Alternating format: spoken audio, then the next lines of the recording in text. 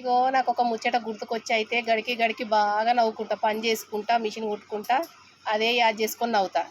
అదేం ముచ్చట అంటే నేను హైదరాబాద్ నుంచి ఈ ఊరికి వచ్చి అయితే 16 సంవత్సరాలు అవుతుంది. అప్పుడు మా వాకిట్ల సాన్పి జల్లుడు ఉంటుండే. సాన్పి జల్లుడు ఉంటే 11:30, 12 అయితే బర్రెలు ఇడిచేటోళ్ళు.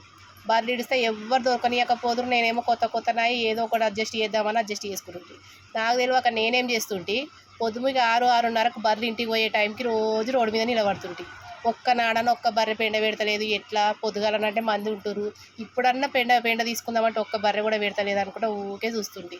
ఒక ఆమె ఏం చేసిందంటే, ఏమైంది రా గిట్ల నిలబడ్డావు రోడ్డు మీద అంటే, లేదక్క పొద్దుగాల పుట్ల అయితే పెండ దొరకనిస్తలేరు, ఈ టైంకు పెండ దొరుకుతుందని నిలబడితే అందరు పనులకు పోతురు కదా, పెండ దొరుకుతుందని నిలబడితే ఒక్క బర్రె కూడా పెండ పెడతలేదక్క, ఏం చల్లాలో ఏపో, రేపు శుక్రవారము అన్న. ఓ పిచ్చిదానా, బర్రె ఇంటికాడికి వెళ్ళి ఇడిచి పెట్టేటప్పుడు పెండ పెడుతుంది, అడవిలోకి వెళ్ళి వచ్చేటప్పుడు బగ్గ గడ్డి మేసి వస్తుంది, ఇప్పుడు ఎక్కడ పెండ పెడుతుంది, అది రేపు పొద్దుగాల పోయేటప్పుడే పెండ పెడుతుంది మళ్ళా అని చెప్పింది. గది ముచ్చట.